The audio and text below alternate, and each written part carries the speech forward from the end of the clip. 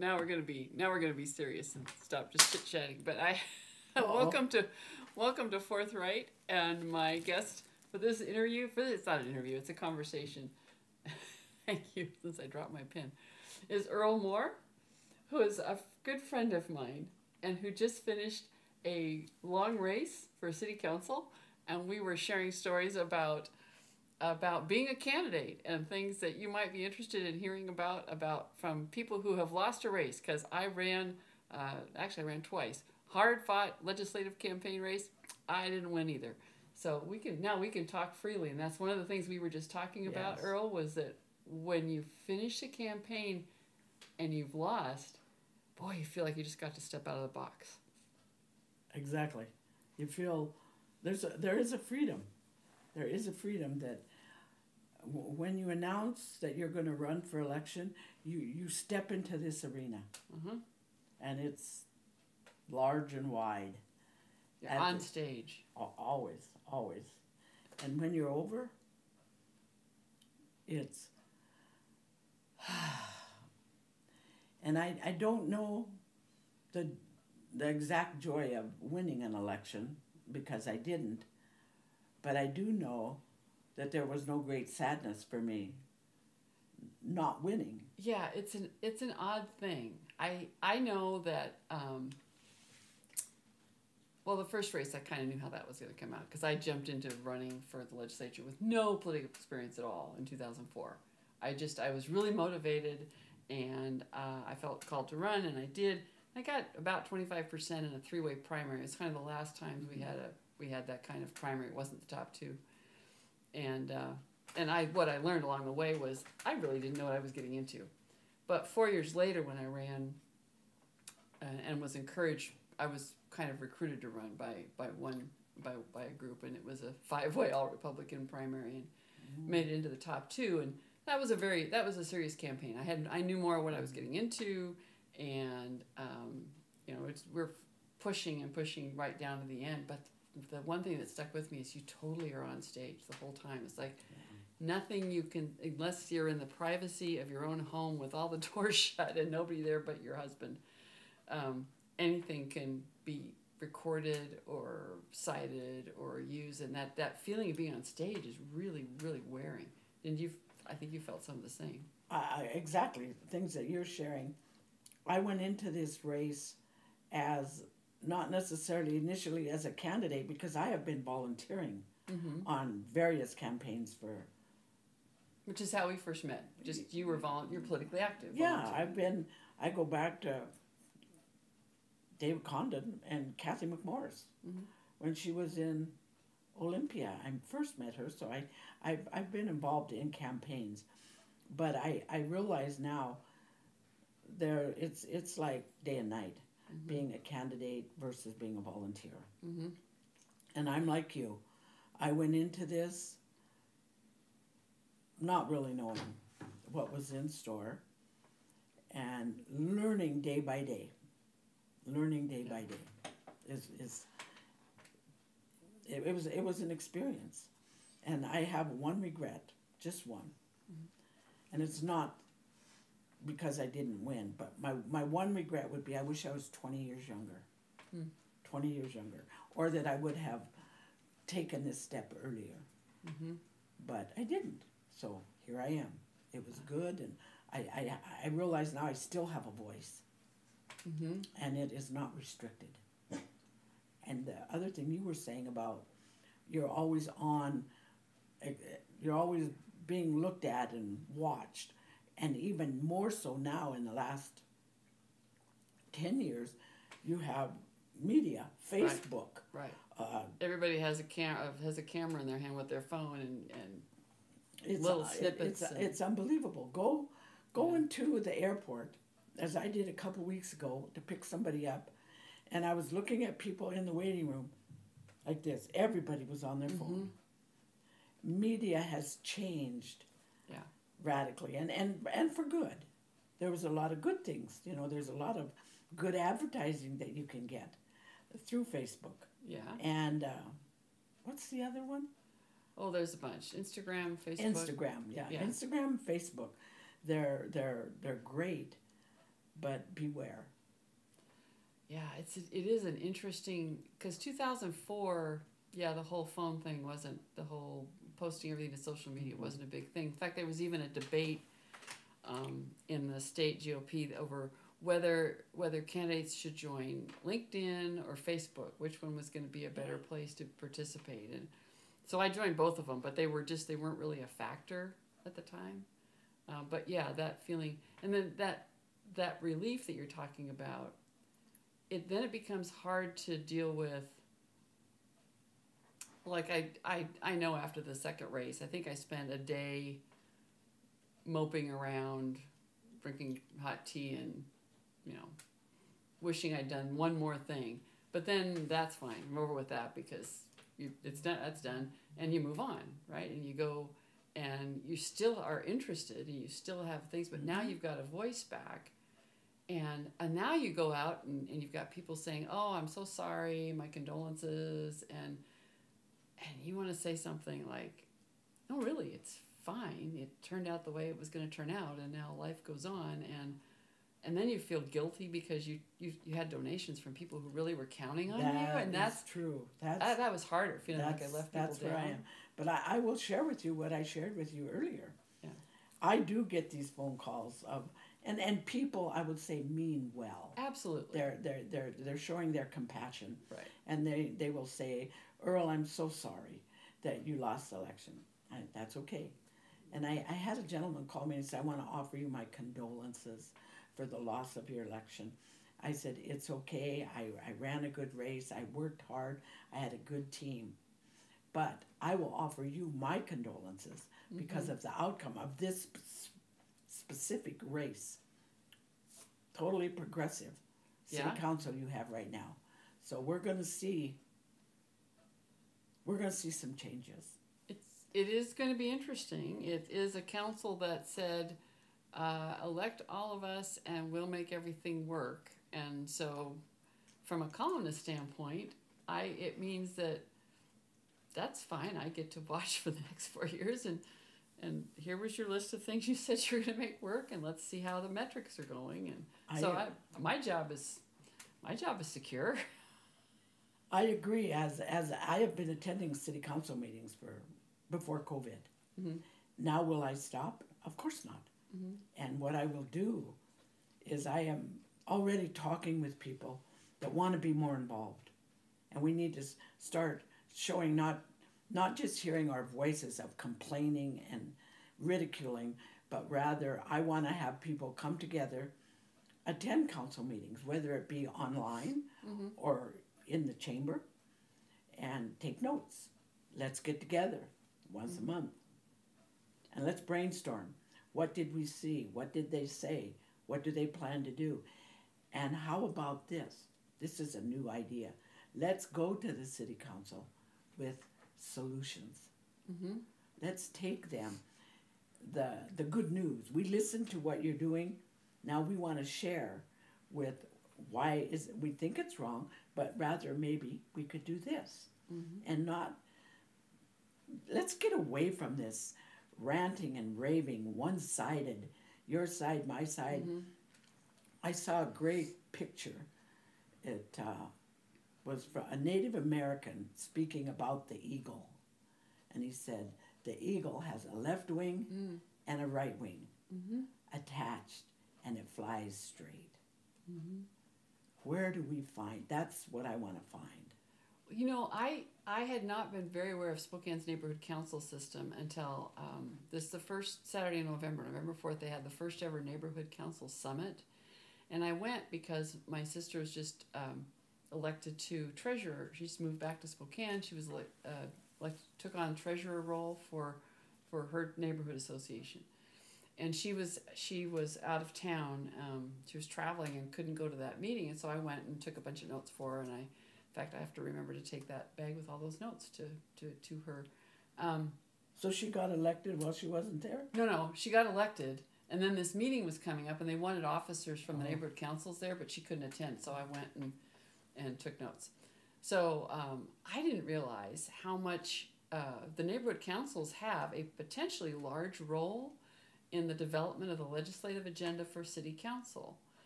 in terms of coming forward with good ideas, it really is the place where that brainstorming is supposed to happen at a neighborhood by neighborhood level. There's, is it 29 or 39? I'd have to look at my notes. Whole bunch. There's neighborhood councils. You can find them all on the city of Spokane website, and find out where your council is if you're interested.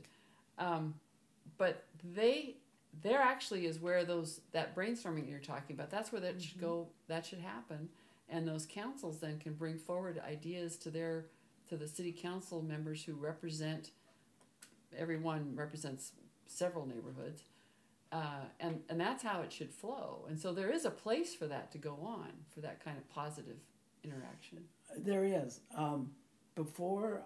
As I was running, I attended some of the councils in my district. Mm-hmm. And some of them are very political, and some of them are not. Yep. But what I would encourage is that people need to go and see for themselves. Mm-hmm. And some of these councils are very active, and some I went to, there were only 5 or 6 people. Right. It's some a lot I went to, there were 20. But the system is there. The process is there. It is. And it is a place to put that energy. It is, and you can kind of go with the rule, the what is it they say? The squeaky wheel gets the grease. Mm-hmm. And so a lot of times, and it is political, and I would have to say, as we are talking now, and I didn't feel like I could be so open during the campaign, but you have this left group of people that are very organized. Mm-hmm. They're very organized, and that is to their advantage. And they go out and they bring people in, and some people might come in kicking and saying, I don't want to do this, but they'll just do it because they want to get you off of their back. And once they're there and they see the process and they see that they can have a voice, they build up some pretty nice neighborhood councils and what they're doing. Are you talking about the summit that they had a couple weeks ago here? Yeah. Yes, I had talked about going to that. I think a lot of the stuff and the things and the accomplishments that we want to see in our city start at that level. I people think run to the council and give them the high ho. Yeah. Do this. Yeah. I mean, I go down there. It's sometimes it's chaos. But I hear you saying, and I agree, I think these city councils are a good base for people to come in, be educated, and I will say for the ones that I attended, there always was a council member there. They came in, they take notes, take it back. Now, having said that, that doesn't always mean they're going to do what you want. No, but it is an opportunity to have some influence. It is. Other than going to the city council meeting and doing one and done at open mic time. Right. And then you can have follow-up. And I think one of the biggest things that I see in Spokane right now is myself being more conservative. We need to come together. Right now we're a group.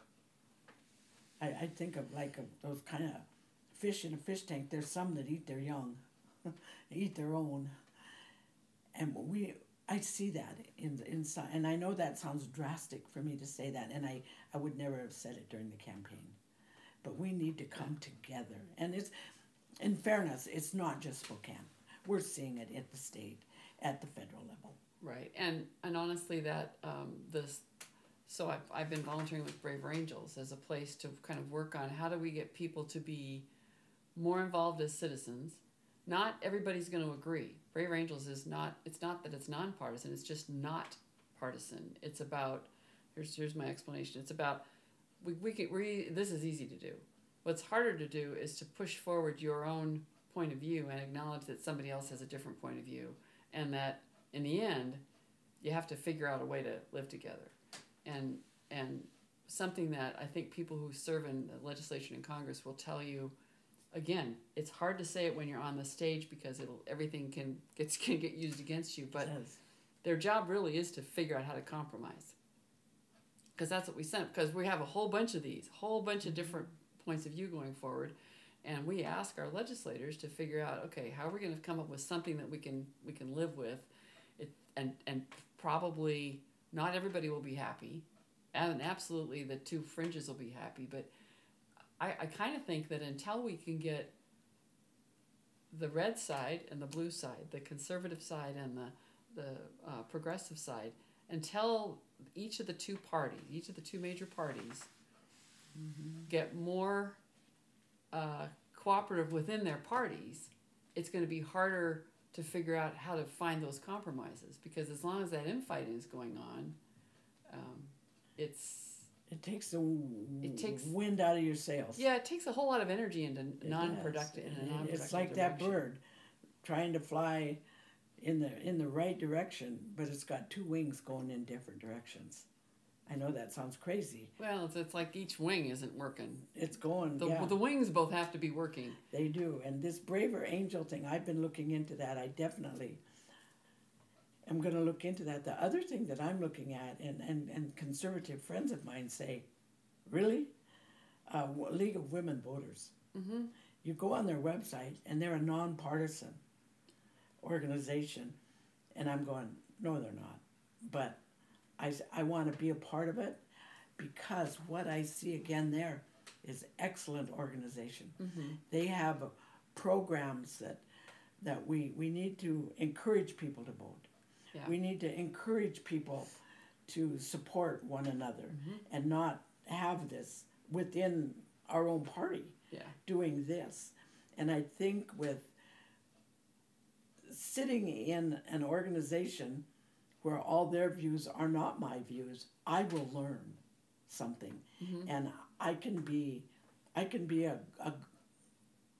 catalyst. I think I would say. It's a good organization. It's had a hard time maintaining that really nonpartisan, because of who's been more drawn to participate. Because who takes the effort to be participants. Right. One of the things about Braver Angels, and maybe they have learned that from all those nonpartisan organizations that get drawn one way or the other, is at every level of leadership there has to be somebody coming from a red-blue point and somebody from a blue viewpoint, which is how I ended up as one of the two state coordinators. Is there's not as many people who are coming from the conservative side that participate, but that commitment is still there. So when there was a national convention this last year in Gettysburg, National Convention for Braver Angels, you couldn't attend. It had to be balanced. And so there was an equal number of red and blue participants. There was a long waiting list for blue participants, because there was a lot of people, they couldn't come because it wanted to be even. And I have to tell you, I've been in enough conference, convention, workshop, seminars where I can tell that I'm one of very few conservative voices in the room. It feels completely different than being in a room where there's a bunch of people who all want to talk politics and it's evenly split. Huge difference in the conversation. And why, I ask you, and I wonder myself, what is it that as conservatives, is it us not wanting to be considered to be a part of the other side, or what do you? I don't know. What do you feel is the reason that there were so many spots on the red side? Why? Well, there are very conservative organizations that I've been to as well, where there's very little kind of blue participation. Mm-hmm. And I think the reason that's part of this polarization is that there is a tendency to look at, and this happens to people who are Democrats as well. There's a tendency to look at somebody who goes and talks to those others as they're traitors to their own side, right? We've taken to the point where it's hard to yeah, well, you went to that meeting, so you're a rhino. You went to that meeting, so you're not. Your credentials as a progressive are in doubt. Those are harder conversations to have, really, is to have those within your own party, within your own group, because you risk being shunned when you reach out. And but that's, once you've been a candidate and you've gotten used to having lots of crap thrown at you, Mm-hmm. You for do. and putting in that hard work, it's a lot easier to let it roll off your back and say, yeah, whatever. Because I know what I'm doing. I know I'm here. So, You know, I think it's time that that we start looking at solutions rather than mm-hmm. always getting down in the mess of the problems. If that, I mean, I worked and I had a boss here in Spokane. I won't even say his name, but he was a good boss. And I'd go into his office, you know, just ready to rip something in the department and tell him this isn't right and why do you allow this? And he'd listen, and then he would say, well, what's the solution? What's mm-hmm. your solution? Well, I just want you to fix it. We need to start being not the fixers, but number one, we have to start being listeners. Yep. And we need to listen mm-hmm. to the other side. I have met a friend at City Council. City Council, it's like a wedding. All the groom side, this side, the bride's this side. But mostly now it's Democrats, Republicans. It's pretty noticeable in certain groups if you've been going for a couple of years. Yeah. And I have met a man, and the way that we had conversation is he is native, mm-hmm. indigenous. I'm Indian. Whatever the current. And my mother is. And we started visiting and talking, and I liked what I heard from him on some of the solutions on homelessness mm-hmm. that we were talking about. And I had an event, a fundraiser, and I invited him. I said, I want you to come, and I had the mayor and the chief of police. And I said, come and meet with them. I would like you to do that. Mm-hmm. He said, are you sure? I said, come. He did. And when he got to the door, the people I had taking tickets mm-hmm. and checking off people that were coming ran over and got me, and they said, hey, so-and-so just showed up at the door. And I said, that's my friend. He said, your friend? I said, actually, he's my brother. Being native, everybody's your brother, your mm-hmm. sister. If they're older, they're your auntie. If they're younger, they're your cousin. Mm-hmm. But we're brothers and sisters. And I went over, I greeted him, he came in, and I invited him for Thanksgiving dinner. And mm-hmm. he came and met my family, and he talked about how he's been sitting on that other side and listening to all of them, and they want me there because I think it's because I'm native and I'm a good minority, but they won't let me talk. Mm-hmm. They don't let me say anything. And he said, now I've met you. I had a great conversation with the chief of police. Mm-hmm. And he said, I think I'll come and sit on your side now. And it made me smile. But as I think about that, we need to have more. It's a very, we need to have more kindness. Mm-hmm.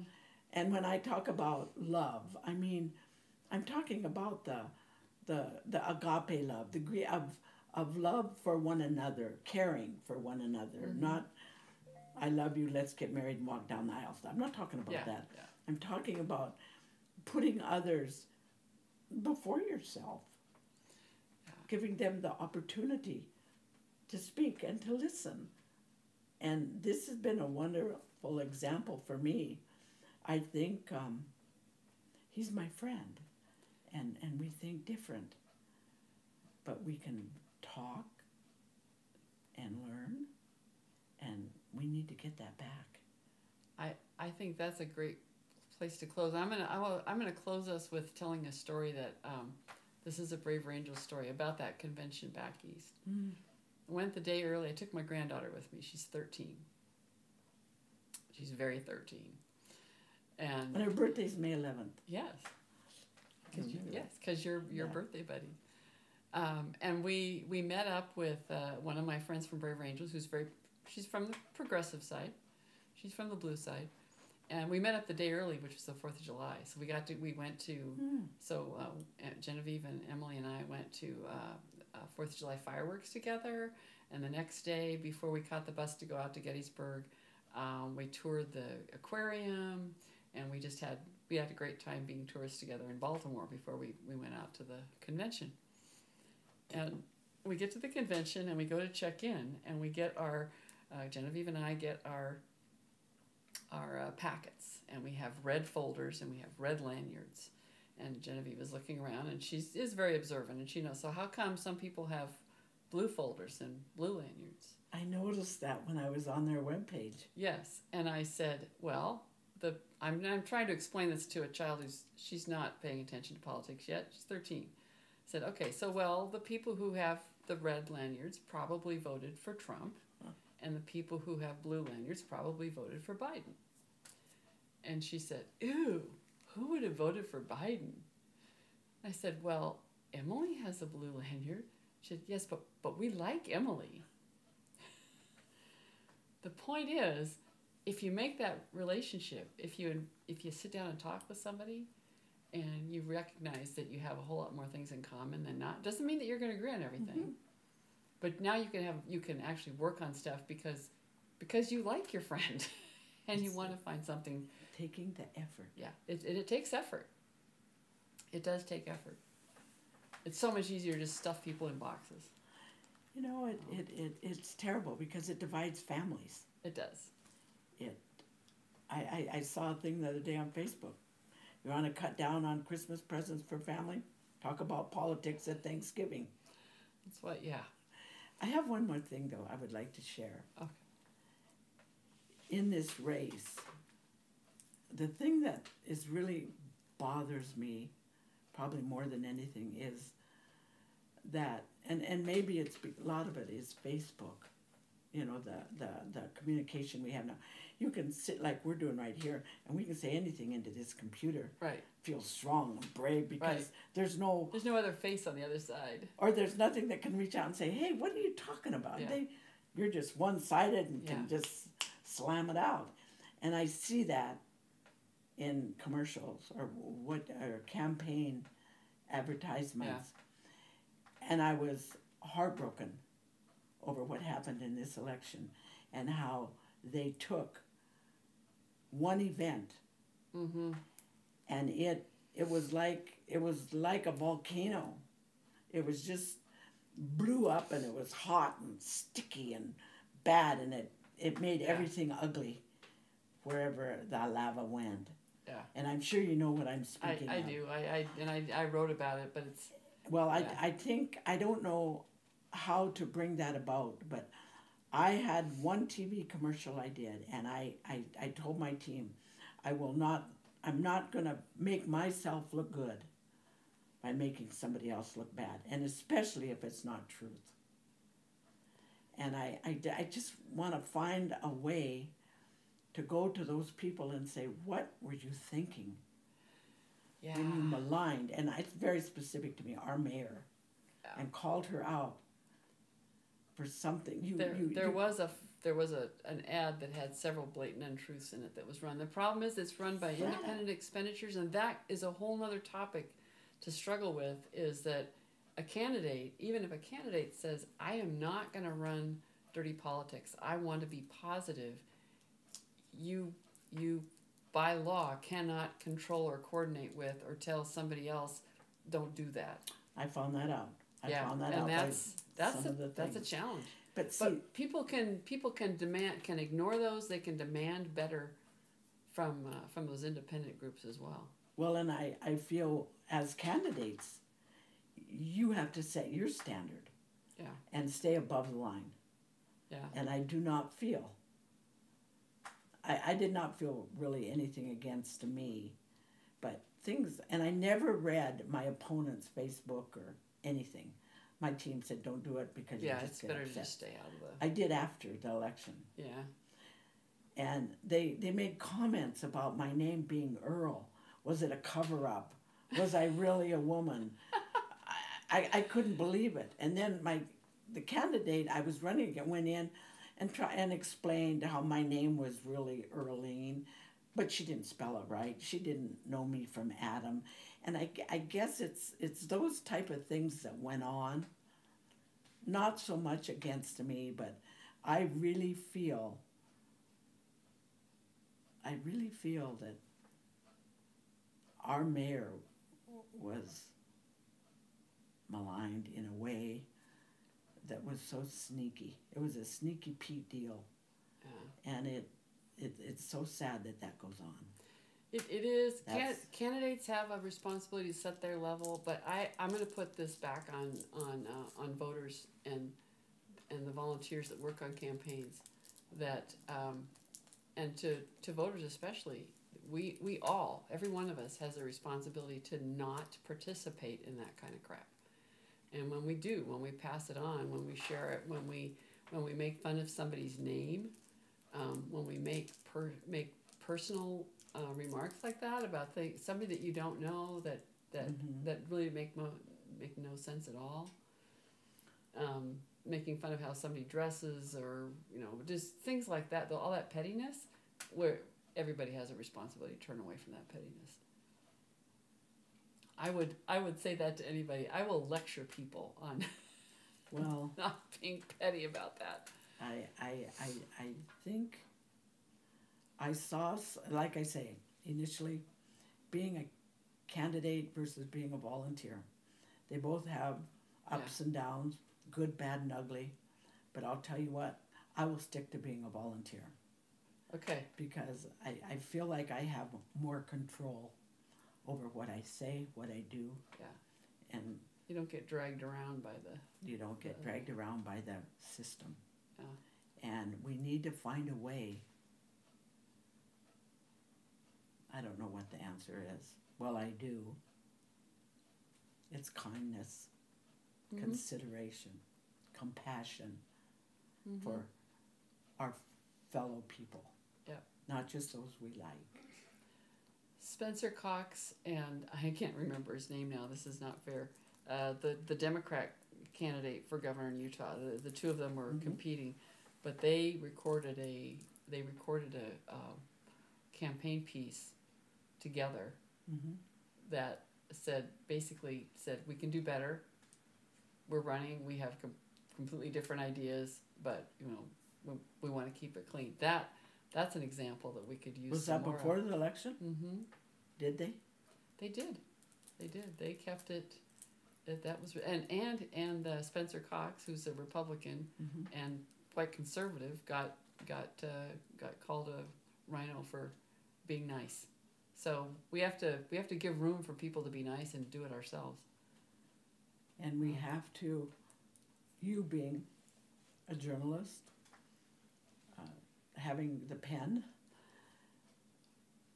that's a big responsibility also. It is, and because I say things like this, that we have to be nice and kind, I have to be careful about being snarky. Snarky is fun. Snarky is kind of easy and lazy sometimes. And so I write things and I'm like, did I stick to my own principles here, or did I let myself I think you do. Off? You do.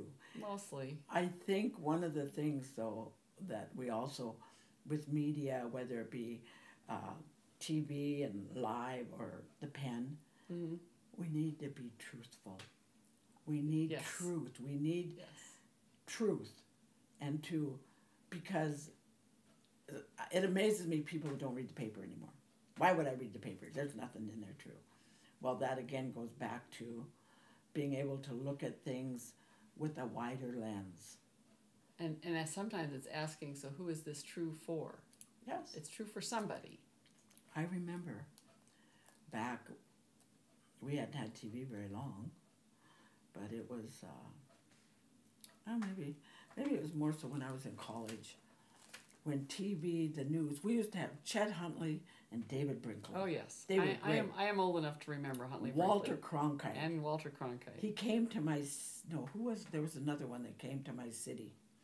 And you could talk with them, and you knew what they were telling you was researched and truth. And somewhere along the line, we got up to the top of the mountain, and it got really slippery. And it's scary now, even on the news, on TV. There are so many sources, and trying to sort them out is a huge task. We need to work on that too. Media literacy is another thing that I'm working on with. There are some there are some, and I'll add them to the Substack when I post this. There are some news sites, All Sides, Flipside, Ground News, Tangle are the four that come to mind right offhand, that work a different kind of algorithm to give you a broad view. Ground News in particular has one where you can look at blind spots and you can see stories that are only covered right or left. Oh. Or you can see there's some really interesting news sites that are coming out there to help support that. So people who want to be actually better informed can have. Yeah, and make sure that they're seeing, each of these sources is maybe looking at, it's like looking into a car and you're looking through different windows or looking through different windows of a house. That's one of the analogies. You got to look in more windows to see if you're getting the whole picture. And you got to be sure the windows are clean. Oh, that's a good. I like that The part of the windows analogy. need to be clean. Wash your windows. Okay. Keep them clean. We'll close with that.